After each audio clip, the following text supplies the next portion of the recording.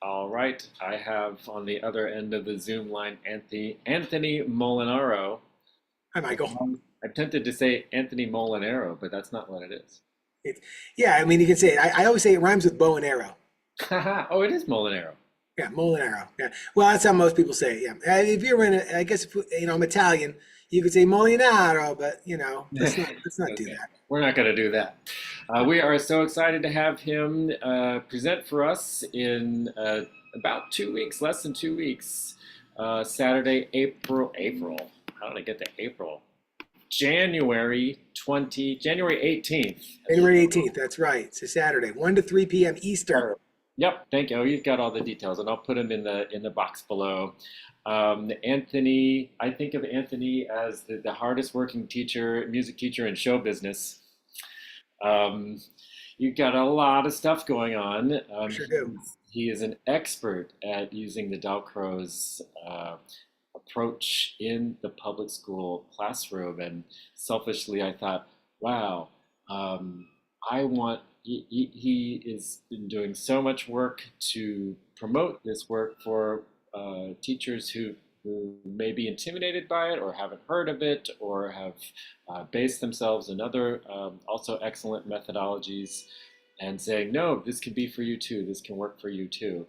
And I thought, well, what about the rest of us who kind of come in with some Dalcroze background but are intimidated by the other thing? A room full of 30 kids in a room that may not have the perfect floors and a beautiful Steinway piano. How can we make our skills work in this situation? And Anthony agreed to do that. So Anthony, tell us a little bit about what you do and Yeah, sure. projects you're involved in and what we can expect. Yeah, so I think you're right. I think a majority of my work, Michael, is about trying to bring the Dalcroze approach into the conversation in mainstream music ed spaces. I just really noticed that being a sort of mainstream music educator who teaches in public school, which is like, a huge population of music teachers, Dalcroze doesn't really have a seat at the table. I mean, it's usually mentioned in a conversation with the other methodologies, but in actuality, people don't really have a real working understanding of it.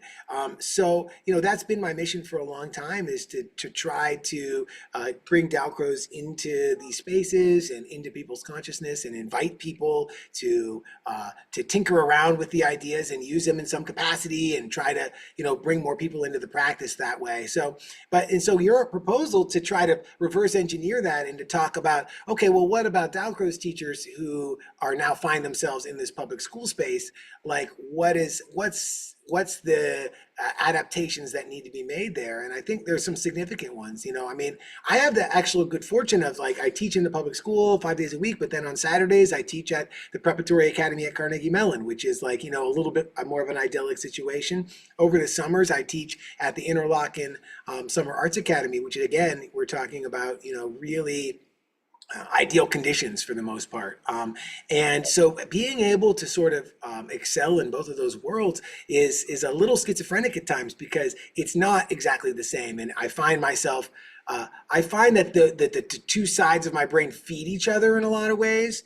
And I think that the public school work makes my private school or music academy work stronger. And then my music academy work certainly opens my eyes to what's possible to bring into my public school setting. So I think that it's a really good advantage I have to have the diversity of situations and contexts. And so I hope that the workshop will really kind of serve both purposes, to tell people how these two different sides of my practice are different and how they feed each other, and how somebody might sort of take the lessons of a more music academy oriented Dalcroze class into a public school class where you're really dealing with a wide variety of students from diverse backgrounds and capability levels and prior experience and all of these things. That sounds fantastic. I think in my own teaching, the kids are all taking lessons. Many of them, come from kind of have similar backgrounds, but there are always one or two who aren't. And then they can get left behind sometimes if things move too fast. So I think even though I might not be stepping into a public school in the near future, it's going to be useful for me as well. So I I think we have a lot to look forward to. So, for the workshop, should we have room to move? Should we be near a piano? What should we prepare? Yeah, I always joke, I jokingly say that one of my least favorite things to do is talk about Dalcroze. Like it's Mhm. just an exercise in futility often. So a lot of this stuff will be experiential. I'll share some activities, and then what my plan is to do an activity in the style I might do it in a public school, and then in the style we might do it in a more traditional Dalcroze room, and talk about how what's adapted in that activity. So that I think that'll be a really useful way to kind of